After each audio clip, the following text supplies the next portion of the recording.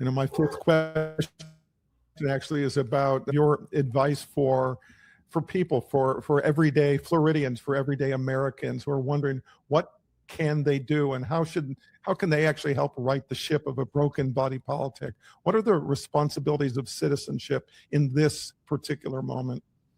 Yep. So participation is essential. I absolutely believe that the reason that we are facing some of the challenges we are today is because of the dual-edged sword of apathy and complacency. Apathy is the fact that folks don't feel the touch of democracy, feel left behind, and therefore don't participate. But we've seen the system further unravel. We've seen life get harder. We've seen costs crush folks and poor decisions being made. The fact is that if you don't participate, things will get worse. So that apathy needs to be shed, with the recognition that you could actually as an individual with your vote, you could take the country in a better direction. Complacency, the other side of the coin. It's the fact that things are going fine for lots of Americans. The belief that, somehow this administration was going to deliver on a America First agenda, and that was going to lend some prosperity. That also has not materialized for anybody besides the top 1%. The billionaire class, the elites, the special interests. So for those that were apathetic and complacent, the apathetic that didn't participate, the complacent that voted on like some narrow understanding of what this administration is going to deliver, shake that off, participate. You have an opportunity to take the state and the country in a different direction. So this is again a sort of a moment I think about the need for an overwhelming victory among sort of Democrats in November. It does strike me that not only did 77 million people vote for Trump, that 89 million people stayed home, people who could have voted. Do you think that we are going to see a massive turnout in November? I think the answer is yes. I'm seeing the indications here in Florida. I'm seeing a very energized Democratic Party, but frankly, that only gets you so far in a place like Florida. I'm seeing an energized what we call them non-politically aligned kind of independents here in Florida that are showing up aggressively for national security type, independent-minded candidates, folks like myself, veterans. And I'm seeing Republicans cross over. That is those two notable elections that were covered some months back. Were that's what we saw appear, and that's what I'm seeing show up for me with regards to contributions to my campaign. That's what I'm seeing show up in the polling that we've been able to collect a change election with a new electorate showing up.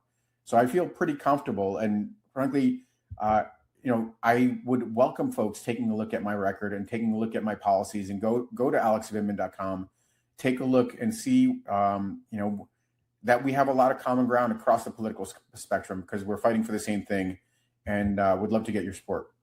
Sixth question. What are the prospects? I'm looking forward now. What are the prospects for accountability and repair to rebuild trust in government and in justice and the rule of law, and America's reliability and credibility as a partner with our historic allies? Can it begin in November, or will it really actually take the exit of Donald Trump and a Democratic president?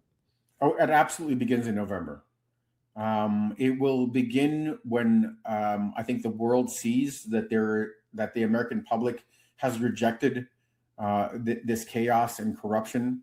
I think it begins with, frankly, in a lot of ways, the ability for a Congress in the hands of a Democratic Party, building bridges and reconnecting with our traditional allies. I think it begins with hearings and oversight that we have not witnessed under the single party rule of Republicans in the White House, in Congress, and frankly control of the Supreme Court.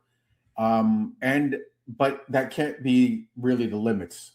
Accountability has to be only half of the equation. We have to, following this election, deliver some relief for the people of Florida and for the United States. For me, that means wrestling back tariff policy. For me, that means making sure that there is proper oversight and that there are not these absurd wars of choice that are driving up costs. For me, this is finding some common ground. Bipartisanship is not an option; it's a necessity. Finding some common ground with the Republicans that share at least those common objectives, even if they're in narrow lanes, to deliver relief for the people of Florida and around the country. So working in those two directions, I think we have a lot we could accomplish in the first 2 years, and the sky's the limit in 28. We should be thinking big picture after the next presidential election on what we could do to create this more, or to revive and revitalize our more perfect union. Make sure that we deliver for the people that are left behind, and make sure we chart a course for a more prosperous next 250. I've got a bonus question here for you. It's actually about the pursuit of that more perfect union, right? Last year, Trump was asked about what the Declaration of Independence means to him. He answered ridiculously that it's about love and respect and unity, which made clear he hasn't even read it. What does the Declaration of Independence mean to you? Honestly, if it was coming from a different source, love and respect and unity would actually be a fine answer. The problem is that it is anathema to what we've been witnessing.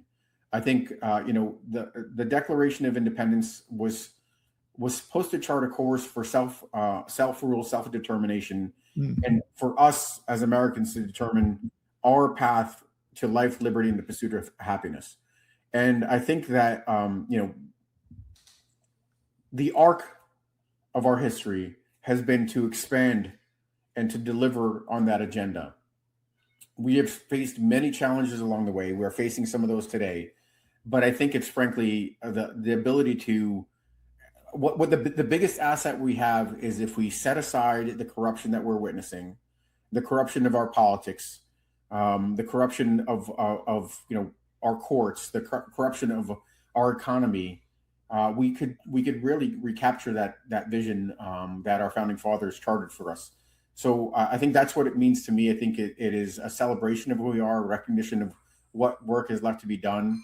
To me, it's a moment of hope and optimism, even in what seems like a bleak moment for the future. Well, and in this year, the 250th anniversary year, I mean, I think there's a lot of people who are having a hard time sort of thinking about how to celebrate. Maybe it takes till November and a few elections before some of that feeling will return. Celebrate July 4th. My encouragement is, setting aside the chief executive and the caustic politics, it is a moment to celebrate this country with your family, and you rekindle our passion for this country so that you can contribute your energies come November and going forward.